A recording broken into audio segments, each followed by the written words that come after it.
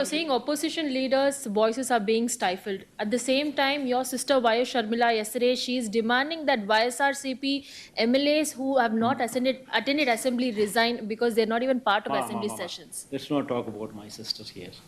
They have 1.7% vote Sir, share. sir. The Congress party has 1.7% vote share. Let's not talk about a party which is insignificant in Andhra Pradesh. Please, let's not talk. Sir assembly సమావేశాలకు హాజరు కాకపోతే చట్టం తన పని తాను చేసుకుపోతున్నట్టు speaker గారు ఒక comment చేశారు సార్. దీన్ని ఎట్లా చూస్తారు? Ramesh? అసెంబ్లీ సమావేశాలకు హాజరు కాకపోతే చట్టం తన పని తాను చేసుకుపోతుందంటూ స్పీకర్ గారు ఒక కామెంట్ చేశారు. ఒకవేళ మీరు ఎట్లనే అసెంబ్లీ సమావేశాలకు హాజరు కాకపోతే డిస్క్వాలిఫై అయ్యే అవకాశం ఉందనేది కూడా జరుగుతున్నటువంటి చర్చ సార్. అల్టిమేట్గా అదే దుర్గా నేను చెప్పేది. అల్టిమేట్గా తప్పెక్కడ జరుగుతూ ఉంది? నువ్వు అసెంబ్లీ అన్నది ప్రజల గొంతు వినపడకుండా నీ గొంతులు మాత్రమే నువ్వు వినిపించే కార్యక్రమం చేస్తే నీ అసెంబ్లీ సమావేశాలన్నీ ఏం జరుగుతాయి? ఆత్మస్తుతి, పరనింద, ఇంతే జరిగేది.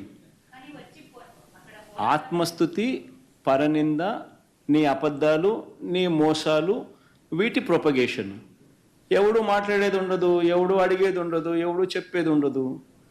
అంతా నువ్వే బౌలరు, నువ్వే బ్యాట్స్మెన్ను, నువ్వే వికెట్ కీపరు, నువ్వే ప్లేయరు, నువ్వే కీపరు, నువ్వే ఫీల్డరు. సమస్య ఏముంది? ఇంక అన్నీ నువ్వే. ప్రతిపక్షం అన్నది అసెంబ్లీ జరుపుకోవాలన్నది ప్రభుత్వానికి ఉండాలి. ప్రతిపక్ష వాయిస్ వినిపించాలి, వినబడాలి అని ప్రభుత్వానికి ఉండాలి. వినపడితేనే నేను కరెక్షన్స్ చేసుకుంటాను అన్న ధ్యాస ప్రభుత్వం నడిపే వాళ్ళకు ఉండాలి. ఎప్పుడైనా కూడా ప్రభుత్వం నడిపే వాళ్ళు they should be open to correction. If they are not open to correction then you would never learn the mistakes. విననప్పుడు, కనపడనప్పుడు, వినకూడదు అని అనుకున్నప్పుడు నువ్వు తప్పులు చేస్తూనే పోతావు. That is what you doing.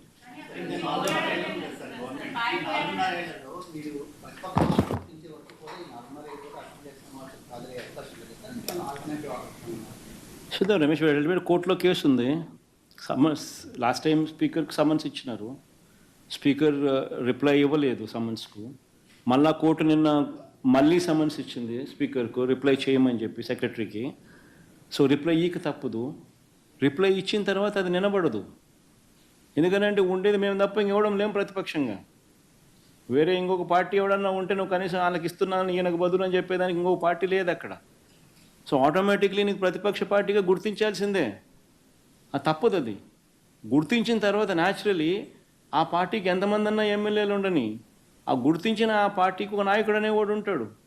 Automatically ఆ ప్రతిపక్ష పార్టీ ఆటోమేటిక్లీ ఆ నాయకుడిని ఉన్నైతే ఎన్నుకుంటాడో ఆయన ప్రతిపక్ష నాయకుడిగా ఇవ్వాల్సిందే. ఇచ్చినప్పుడు ప్రతిపక్ష నాయకుడిగా నువ్వు ఎప్పుడైతే హోదా ఇక తప్పదు, అలా ఇచ్చినప్పుడు ఆటోమేటిక్లీ మైక్ ఇవ్వాల్సిందే.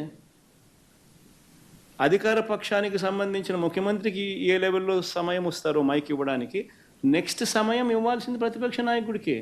అప్పుడే ఇవన్నీ వినిపించగలుగుతాం. ఇప్పుడు నేను 1:40 సేపు నేను మాట్లాడగలిగాను.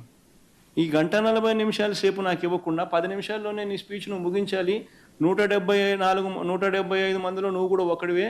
నీకు 174 మందికి సమయం ఇచ్చేది ఏ మాదిరిగా ఇస్తున్నానో నీకు కూడా అంతే సమయం ఇస్తాను అని నీకు కూడా చెప్పి 10 నిమిషాలు నువ్వు ముగించాలని అంటే నువ్వేం చెప్పగలుగుతావు?